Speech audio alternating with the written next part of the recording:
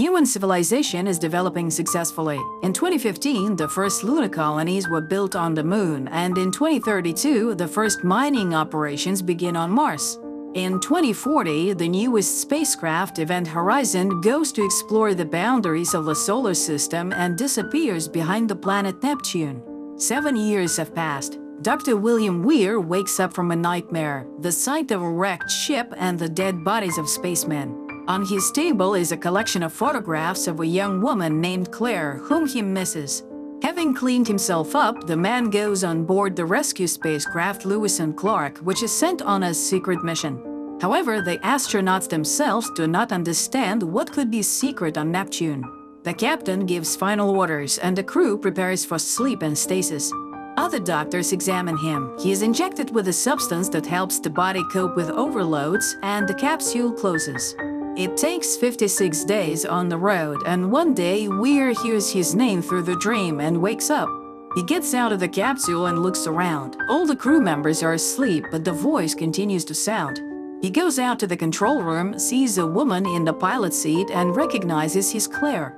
But at this moment, she opens her eyes with empty sockets. He starts screaming, and it turns out that he's dreaming this nightmare, and he's still locked in the capsule. The crew doctors release the man and make fun of him. This happens to everyone on their first time. Weir goes to the bridge where the entire crew is already gathering. Lieutenant Peters is watching video footage with her young son, and noticing this, Captain Miller apologizes to the woman. He tried to find a replacement for her, but the deadlines were too short. Then he introduces the doctor to the team. Senior Assistant Stark, Justin is a service engineer, funny guy Cooper, jack of all trades, Peters is a medic, the pilot is Smith, DJ is a doctor. Weir says that a signal was recently received from the ship Event Horizon that disappeared 7 years ago. In fact, the ship is a secret government project capable of making long-distance flights at super light speed. The crew members take the doctor's words skeptically because, according to the theory of relativity, this is impossible. Weir explains that the theory of relativity can be circumvented. By asking provocative questions about the closest distance between 2 points, he clearly demonstrates that by folding space, it is possible to make this distance zero. The Event Horizon engine creates an artificial black hole and uses its enormous energy to warp space-time in such a way that the starting and ending points of the journey overlap. After that, the ship passes through the formed spatial tunnel. Then the space unfolds back and takes its former shape. This is called the gravity mode, and it was created by Weir.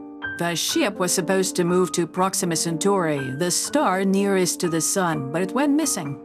And now a signal has come from which they managed to extract some information. And these are heart-rending screams with a phrase repeated by the captain's voice, which DJ deciphers as "Liberate me," which means "help me" in Latin. At this moment, signals begin to sound, informing about the approach to the ship Event Horizon, but it is completely invisible in the upper atmosphere. Nevertheless, Smith manages to moor to the ship that suddenly comes into view, and its appearance surprises the crew. The ship is huge and has an unusual shape. Stark conducts a bioscan of the ship, but the instruments show a complete absence of life, as well as icy cold temperatures inside.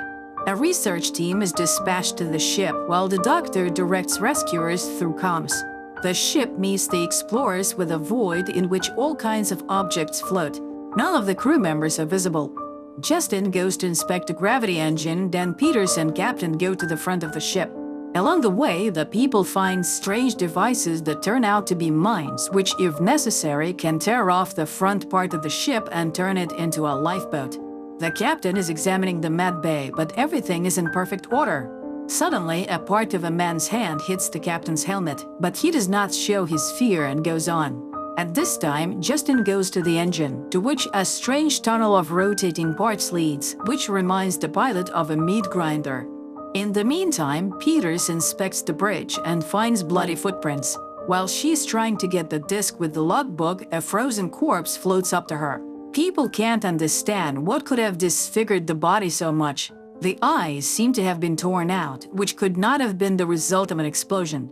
Meanwhile, Justin scans the core he found, the center of the gravitational system, and accidentally activates it, which causes it to become liquid and the mechanic is pulled inside. And at this moment, a sudden explosion damages Lewis and Clark, and it begins to lose oxygen. Justin manages to get out of the core, but the guy falls into a comatose state. Captain Miller has no choice but to transfer his entire crew to the empty event horizon for the duration of the repair. However, it will have enough oxygen for no more than 20 hours. Peters manages to turn on gravity on the horizon, and Stark checks the ship's systems. No means of communication have survived, so it is impossible to hope for salvation from the outside. At this time, Smith inspects the damaged ship and finds a huge hole. The others, looking at the bloody footprints, are trying to understand what happened on the ship. Meanwhile, doctors examine Justin, but he does not react to anything. Cooper says that he pulled the guy out of the liquid core, but Weir ridicules him. This is simply impossible because it would mean that the gate was open. But the gravity was turned off. There is a scuffle between the men, and the captain demands an explanation. The doctor tries to give answers. The core is 3 magnetic rings that create a black hole through which the ship moves to any point in space. The captain orders to close the entrance to this room. Meanwhile, Peters is examining the ship's log entries, and suddenly he hears a sound in the sickbay.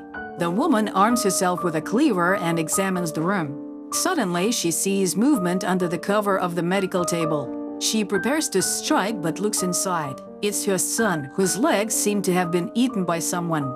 Peters screams in horror, but DJ brings her to her senses. The table is empty. Later, she shows the decrypted data from the log, and the captain of the Horizon does say a phrase in Latin, but it sounds like hello and goodbye, after which everything disappears. At this moment, a rapid outflow of energy begins, and the doctor understands the core has started working. But why? He and the captain hurry to him, and Weir descends into one of the working tunnels. At this time, Justin, waking up, talks about the darkness that is already coming. Weir finds a short circuit, but hears his wife's voice again. The space around him begins to visually change, which leads to fright. The man tries to call the captain for help and sees Claire without eyes, who calls to him to stay with her. At the same time, the captain sees a burnt man coming out of the liquid surrounding the core. Later, having gathered together, the crew discusses their visions. Smith is sure that the ship is simply cursed. DJ stops his tantrum with a scalpel, and the captain sends Smith and Cooper to repair their ship. After that, Stark tries to explain to the captain that the ship somehow reacts to people as if it was a living creature. At this time, Justin regains consciousness and tries to commit suicide by going into outer space without a spacesuit. People try to persuade the guy to come back, but he talks about the darkness inside him and opens the door. The guy comes to his senses for a second, not understanding what happened. And then Miller miraculously saves him by pushing him back into the airlock. Medics are rushing to help. The crippled Justin is immersed in a pressure chamber. The captain orders to activate all the possibilities. There is 4 hours of air left, and they need to find out what happened to the first crew before it happens to them. Stark remembers Justin's words about the darkness inside him, but Weir can't explain these words and just leaves the bridge. The captain catches up with him. He must know what's going on. It was Weir who built the ship, and he should know where the gates open and where the ship has been for the last 7 years. But he can't say anything definite. The captain leaves, but in the passage he begins to hear the voice of his boatswain, who died on the ship that Miller previously commanded. Back then, there was an explosion of the oxygen tanks, and only 4 crew members managed to escape. The boatswain was shouting, but Miller couldn't do anything for him. After that, he swore that he would not lose a single crew member. It turns out that the ship knows the fears and secrets of each of them, and it brings them out to the surface. And then DJ admits that he made a mistake in translating a Latin phrase. In fact, it sounds like "save yourself from hell." It turns out that the ship has been outside the universe and reality, and it is unknown what it saw and what it brought with him. At this moment, Cooper reports that the ship is repaired and they can get out of there. The last finishing touches remain. Peters finally manages to open the logbook, and the last shots terrify the people. It turns out that after activating the engine, the members of the Event Horizon crew fell into a frenzy of torture, cannibalism, and violence. People started killing each other in the most sophisticated ways. Miller orders the remaining crew to return to the repaired Lewis and Clark, intending to shoot the Event Horizon with missiles after departure. Weir strongly disagrees with him because the ship has become alive and will not let anyone leave. The crew gathers the necessary things for the return, but Weir refuses to return because he's already at home.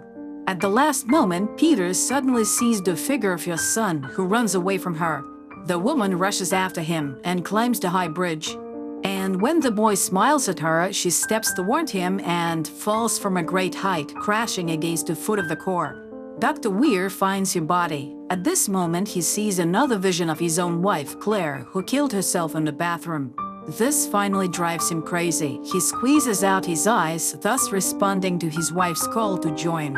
He becomes possessed by a madman, a living embodiment of evil who settled on the ill-fated ship.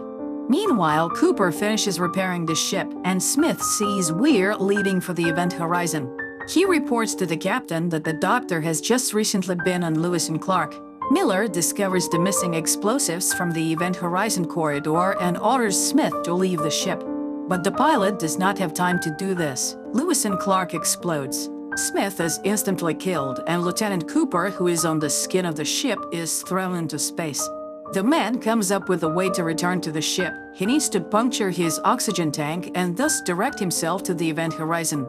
Miller warns DJ, working in the medbay, about the danger coming from the Weir, but he does not have time to do anything. The blind Weir disarms him and opens him alive. Miller, who breaks into the sickbay, finds only the mutilated body of the assistant. The enraged captain finds a pneumatic hammer. If Weir does not want to leave his ship, he will stay here. He sets out to track the madman and finds an insensitive Stark. After bringing the woman to her senses, he sees Weir in the captain's chair. Weir admits that he created the Event Horizon to reach the stars. But he went further and got into another universe, a dimension of true chaos and pure evil. And when the ship returned, it became alive. It is beautiful despite the fact that it destroyed his crew. Weir is ready to show where the ship was, after which he starts the gravity engine, intending to send the Event Horizon on a new journey again. At this moment, Stark attacks Weir, but Weir throws the woman away and grabs Miller's pneumatic hammer. The captain warns that he may break through the shell, but the doctor is not afraid. Meanwhile, Cooper returns to the ship, flies up to the bridge, and tries to contact someone inside. Weir fires back at the bridge porthole. The bridge begins to decompress, and the doctor is thrown into space. The captain somehow miraculously manages to get back into the ship, and at the last moment drags Stark inside. At this moment, a signal is heard from the bow lock. People are arming themselves. It can be Weir, but they cannot take any risks. Fortunately, it turns out to be Cooper. But despite the death of the doctor, nothing is over yet because the core is activated. Miller decides to blow up the corridor and hide in the wheelhouse. To do this, they will prepare the tanks and plunge into stasis, first sending signals of rescue. The captain goes to fulfill the plans, hearing warnings about the opening of the gate. And Cooper, having turned on the emergency beacon, suddenly sees streams of blood filling the ship. He barely manages to help Stark, and he rushes to the bow. Captain Miller prepares to activate the explosives on the bridge, but the vision of the burning boatswain drives him into the engine room. And suddenly, the image of the boatswain is replaced by a triumphant Weir returned by the ship.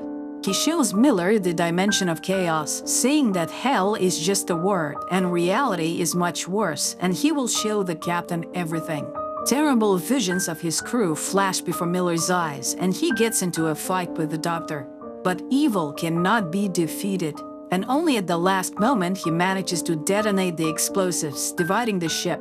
After a few seconds, the tail section with Weir and Miller falls into the resulting funnel, and the front section with the 3 surviving crew members, Cooper, Stark, and Justin, immersed in suspended animation, remains in our universe in the orbit of Neptune.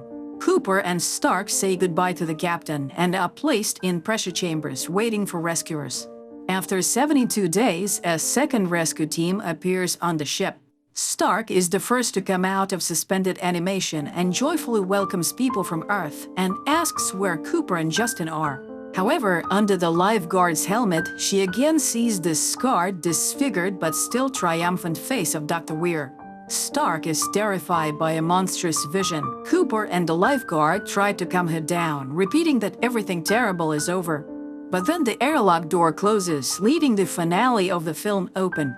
There are certain failures in the film, outright nonsense in the vision of the future and scientific discoveries. But the philosophical question is by no means ridiculous. Where are mankind's new discoveries leading? And who knows what's beyond the horizon?